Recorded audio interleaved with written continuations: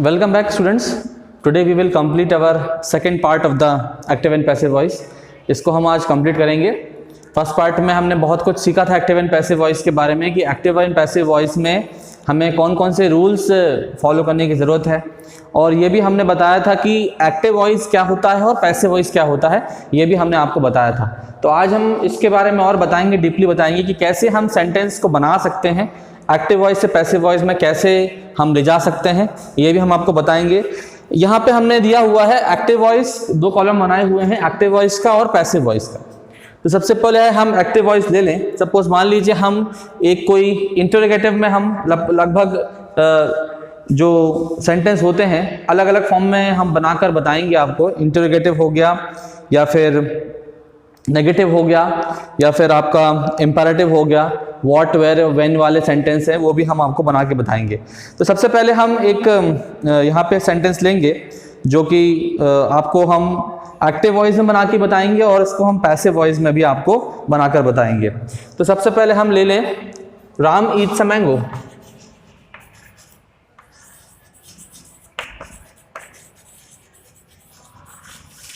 Ram Yeats a mango. अब ये sentence हमारा ये लिखा हुआ है कि किस तरह से हम इसको, ये सेंटेंस हमारा आप ध्यान रखें, ये सेंटेंस पॉजिटिव है, पॉजिटिव सेंटेंस है।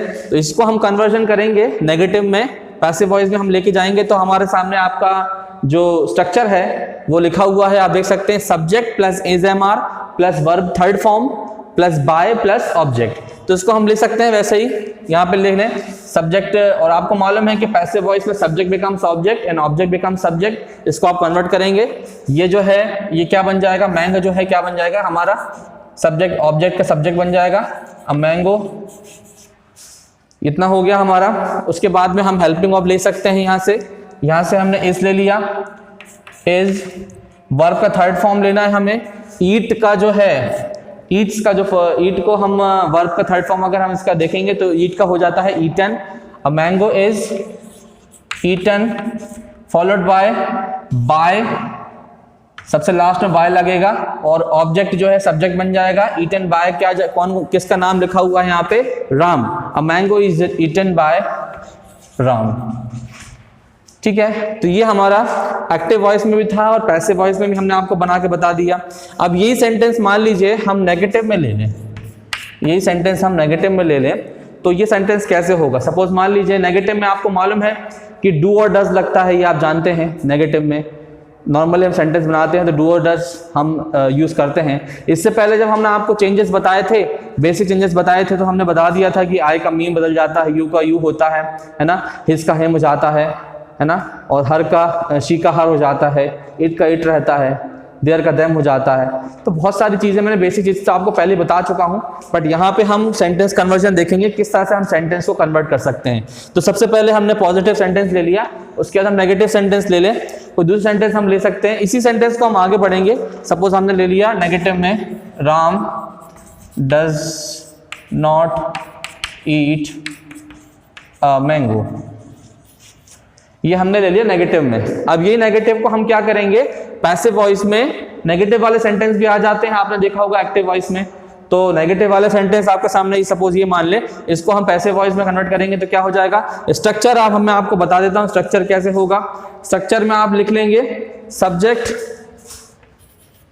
Plus is am are, subject plus is am are आप ले सकते हैं, प्लस नॉट आएगा, ये बात ध्यान रखना, क्योंकि हमारे पास यहाँ पर भी नॉट है नेगेटिव में, तो यहाँ पर भी नॉट आएगा। और उसके साथ साथ में आप जानते हैं लास्ट में क्या, वर्ब का थर्ड फॉर्म लगता है, फॉलोड बाय प्लस ऑब्जेक्ट। तो ये है, इसके हिसाब से हम इसको कन्वर्ट कर दें, कोई प्रॉब्लम नहीं है। Subject becomes object and object becomes subject. A mango, यहाँ से हम इज ले लेंगे, इज, यहाँ से हमें नॉट भी उठाना पड़ेगा। मैंगो इज नॉट, वर्ब का थर्ड फॉर्म ईट का हम ले लें, ईट का क्या हो जाएगा, ईटन, ईटन। यहाँ से हम बाय ले लेंगे और यहाँ पे क्या नाम दिया हुआ है, Ram. A mango is not eaten by Ram. तो ये आपका हो गया क्या, नेगेटिव सेंटेंस। नेगेटिव सेंटेंस भी आप इजीली कन्वर्ट कर सकते हो। ये स्ट्रक्चर आपको ध्यान रखना है, स्ट्रक्चर आप ध्यान रखेंगे तो इजीली आप उसको कन्वर्ट कर सकते हो। अब हम बात करें जैसे इंटरोगेटिव है, इंटरोगेटिव में भी हम कर सकते हैं किस तरह से हम सेंटेंस कन्वर्ट करेंगे। सपोज मान लीजिए इंटरोगेटिव हम बना लें इसका, और इंटरोगेटिव क्या कौन से सेंटेंस होते हैं ये आपको पूछने की जरूरत नहीं है। इंटरोगेटिव का मतलब होता है कोई भी ऐसे सेंटेंस जिसमें क्वेश्चन मार्क लगा हुआ रहता है, प्रश्नवाचक वाक्य जो होते हैं वो सेंटेंस इंटरोगेटिव कहलाते हैं। तो यहाँ हम बोल सकते हैं, सपोज मान लीजिए डज, डू और डज का प्रयोग करते हैं हम इंटरोगेटिव में। Does Ram eats mango, and you know that after completing the sentence in interrogative we always put question mark. Question mark हम लगाते हैं, तो इसलिए भी हमने क्वेश्चन मार्क लगा दिया। अब ये तो आपका एक्टिव वॉइस हो गया, ये आप समझ रहे हैं। इसमें भी आप चाहे तो ये लिख सकते हैं, इसका जो आपका जो स्ट्रक्चर है आप इसमें डू भी ले सकते हैं। Do plus does plus subject plus verb first form plus ये आपका क्या हो जाएगा, ऑब्जेक्ट। ये आपका हो जाएगा क्या, वर्ब का थर्ड फॉर्म। अब यहाँ पे इसके साथ साथ दूसरी चीज़ जो है, जो हमारी चीज़ों को हमने करना है, कैसे इसको हम कन्वर्ट करेंगे आप देख लीजिए। इसको हम कैसे कन्वर्ट करेंगे, जो इंटरोगेटिव है उसको हम कैसे कन्वर्ट करेंगे, उसका स्ट्रक्चर आप देख लीजिए, मैं अब आपको बता देता हूँ। इसमें भी आपको क्या लेना है, subject plus is am are plus आप क्या लेंगे इसके साथ में, वर्ब का थर्ड फॉर्म लेना है आपको, प्लस बाय प्लस ऑब्जेक्ट। ये आपको मालूम है वर्ब का थर्ड फॉर्म क्यों लेके आ रहे हैं। वर्ब का थर्ड फॉर्म हमेशा लगता है, पैसिव वॉइस हमेशा थर्ड फॉर्म में ही होता है, ये आपको मैं बता चुका हूं। तो यहाँ पे हम इसको हम कर सकते हैं, बट आपको एक बात ध्यान रखना है कि हमें इसके साथ साथ में जो है इज एम आर लगाना है, ठीक है ना। अब इज एम आर लगाने के साथ साथ हम क्या करेंगे, हम ये देखें इसके साथ साथ में इज, यहाँ पे हम इससे स्टार्ट करें तो ज़्यादा बेटर है। सब्जेक्ट तो हमने लिया है, बट हम इससे स्टार्ट करें क्योंकि जो हमारा सब्जेक्ट है वो ऑब्जेक्ट बन जाएगा और ऑब्जेक्ट सब्जेक्ट बन जाएगा। तो यहाँ पे हम देखें कैसे लिखेंगे, इज राम इज। अब इसके आगे आप एक बात ध्यान रखें कि इसके आगे आपको अ मैंगो लेना है। ये जो है इज अ मैंगो, ये देखिए लिखा हुआ है does Ram Yeats a mango, is a mango. इसके आगे क्या लिखेंगे आप, वर्ब का थर्ड फॉर्म ले लें यहाँ से, ईटन बाय राम। ये हो गया आपका पैसिव वॉइस। तो इस तरह से आप इसको कर सकते हैं, और क्वेश्चन मार्क तो लगेगा ही, आप जानते हैं क्यों लगेगा, क्योंकि आपको मालूम है ये इंटरोगेटिव सेंटेंस था। इंटरोगेटिव सेंटेंस था इसलिए हमने ये लिया हुआ है, और इस कारण से हमने इस तरह से इसको किया हुआ है। इसका आपको समझ में आ गया होगा, जो मैंने आपको स्ट्रक्चर बताया हुआ है, इस स्ट्रक्चर के हिसाब से आप काम करें तो इंटरोगेटिव भी आप आसानी से कर सकते हो। और लास्ट में मान लीजिए हम डजंट ले लें। अब इंटरोगेटिव के साथ में भी आपको मालूम है कभी कभी इंटरोगेटिव प्लस नेगेटिव आ जाते हैं। सपोज मान लीजिए डजंट हम ले लें, doesn't Ram Yeats a mango, doesn't Ram Yeats a mango. अब इसको हम देख लें तो ये इंटरोगेटिव प्लस नेगेटिव है।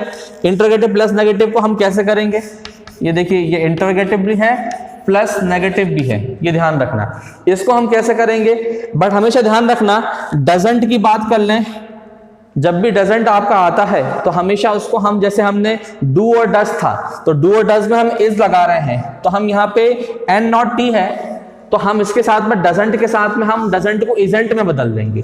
डू और डज में हम इसका प्रयोग कर रहे हैं तो डजंट में हम किसका प्रयोग करेंगे, किसका यूज करेंगे, इजेंट का प्रयोग करेंगे। तो हम वैसे कर लें, इजेंट अ मैंगो,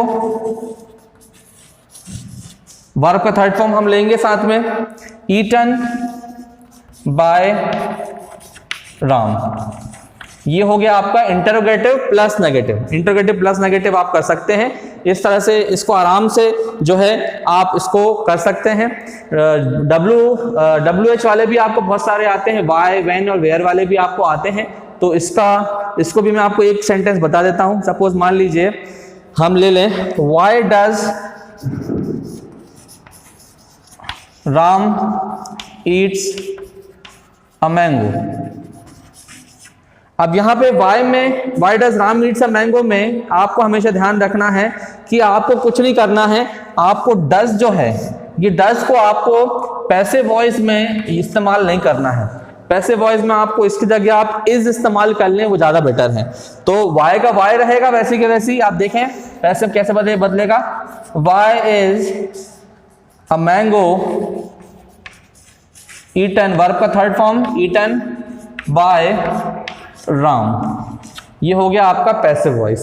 इस तरह से आप इसको कर सकते हैं, क्योंकि वाई है, वाई, व्हेन, वेयर, व्हाट, ये सब क्या है, इंटरोगेटिव के हैं सेंटेंस, तो हम इसमें लास्ट में क्वेश्चन मार्क लगाएंगे।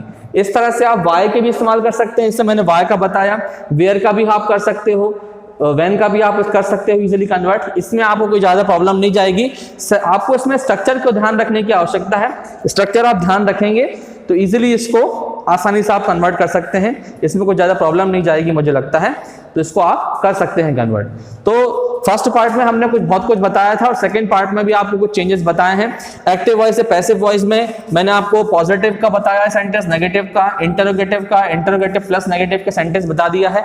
एक्टिव वॉइस से हम पैसिव वॉइस में कैसे लेके जाएंगे यही मैंने आपको बता दिया है, और आई होप दैट ये एक्सप्लेनेशन आपको समझ में आया होगा। इस एक्टिव वॉइस को समझने के लिए, पूरी जो एक्टिव वॉइस है उसको समझने के लिए फर्स्ट पार्ट भी आप देखें, फर्स्ट पार्ट से ही समझकर आप सेकंड पार्ट में आए तो ज़्यादा बेटर है, उसमें आपको अच्छे से समझ में आ जाएगा। और इतना जो एक्सप्लेनेशन किया है उसको मैं समझता हूं कि आपको समझ में भी आया होगा। और एक बार लाइक और कमेंट जरूर करें, और लाइक तो बनता ही है, ताकि मुझे भी बताएं कि आपको मेरा वीडियो पसंद आ रहा है कि नहीं आ रहा, और इसके साथ में शेयर करें, और शेयर करने के साथ में साथ वालों को भी बताएं कि वो भी थोड़ा सा पढ़ने की कोशिश करें। और इसका थर्ड पार्ट भी हम लेके आएंगे, इसके साथ में एक्टिव एंड पैसिव वॉइस के बारे में कुछ और जानकारी, the more information I will give you in the next part. Till then keep watching.